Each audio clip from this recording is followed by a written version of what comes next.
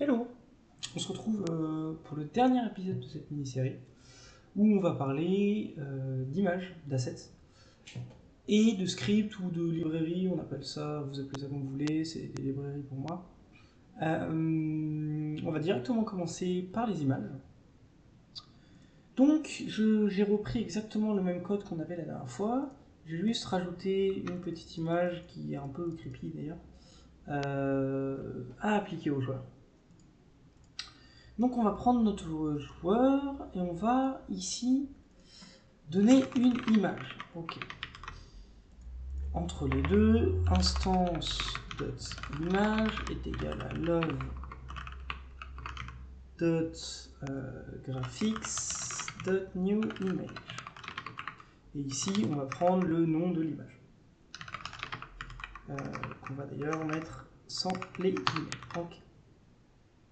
Et ici, au lieu d'écrire rectangle, on va écrire draw.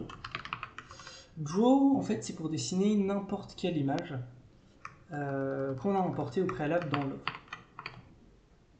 Ici, on va, du coup, au lieu de définir une méthode de rendu pour le carré, on va directement appliquer l'image qu'on avait importée au préalable. Je vais même pouvoir créer un deuxième petit avatar horrible pour pouvoir vous montrer à quel point la programmation orientée objet dans l'UA, c'est puissant. On va juste remplacer notre couleur de notre personnage horrible par exemple un orange, hop, tac, qu'on va exporter en tant que player 2. Ok. Donc ici, on voit qu'on a bien un player orange et un player jaune qu'on va appeler player 1. D'accord. Là où on a importé nos joueurs, on va lui dire d'aller chercher une image dans assets / player 1 pour notre joueur 1, player1.png, virgule pour espacer tout cela, et ici notre player 2. D'accord. Okay. Et enfin, on va pouvoir directement lancer notre script et se rendre compte que ce qu'on a fait, c'est absolument ignoble. Pourquoi? Parce que quand on regarde la documentation de Love 2D, donc ça doit être dans Image, New Image, elle est ici. Okay. Cette image, elle prend un file name en commentaire, pas en commentaire, en argument. Pour la dessiner, on a la méthode draw, graphic.draw. Où est-ce qu'elle est? Elle doit être quelque part en haut. Ici. Okay.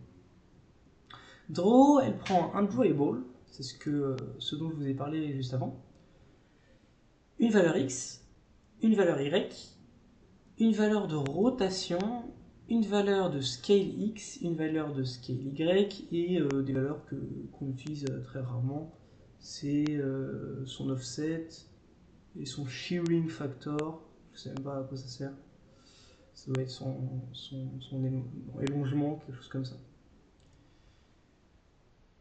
Donc ici, on se rend compte que ce qu'on a fait juste avant, c'est pas bon. Dans player.lua, ici, on se souvient qu'on avait self.x, self.y, sa rotation, on va mettre à 0. Et enfin, dans draw, notre height et notre width ne sont pas déterminés par la height et la width de notre instance. En fait, notre width et notre height sont déterminés par la scale qu'on donne à notre drawable, à notre image qu'on a importée juste auparavant. Ici, ce qu'on va faire, c'est qu'on a une instance.height, une instance.width et une taille d'image qu'on va pouvoir récupérer avec self.image et une méthode qui s'appelle getWidth. Ok. Donc là, ce qu'on a, c'est notre taille d'image en largeur. On a également notre instance, notre taille d'instance. On va pouvoir diviser l'une par l'autre. Self.width. Et enfin, pour le scale factor en Y, on aura self.image getHeight, ok, est divisé par sa taille en hauteur. D'accord. Très bien. Et si on relance, on voit que j'ai encore fait n'importe quoi. Parce que c'est sûrement l'inverse, en fait, c'est le cell.width qu'on divise par la taille de l'image. Hop, ici, similairement, cell.height, hop. Et là, on voit bien que nos cubes sont à la bonne taille. D'accord. Ensuite, si on fait quelque chose d'autre, par exemple, qu'on veut que leur taille soit égale à, je sais pas, 128 par exemple. 128 et 128. On va le lancer et on voit que nos images elles ont une texture un peu étrange, qu'elles sont comme s'il y avait un filtre dessus. Ça, c'est à cause du filtre de Love 2D. Dans notre main, je le mets souvent dans mon main. Alors, attendez, game, player... D'accord. Il va falloir qu'on définisse le filtre par défaut sur le plus proche de la réalité de nos pixels. Donc ça, on peut le faire avec set.graphics.setDefaultFilter.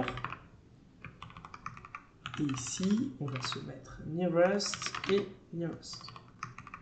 On va voir juste maintenant pourquoi ça ne fonctionne pas à 100%. Ah, bon, si ça fonctionne très bien. Mais on a certaines fois où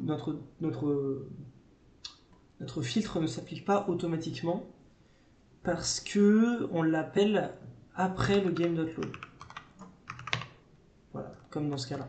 En fait, ce que fait setDefaultFilter, c'est qu'il va définir un filtre par défaut pour toutes les images qu'on apporte après. C'est pour ça que quand on le met avant, ici vous voyez on a game.load. Game.load il renvoie vers player1 est égal à player_new et une image. Si on le met après, le filtre par défaut ne servira plus à rien. Parce que c'est au moment où on importe l'image, donc ici, que le filtre est appliqué.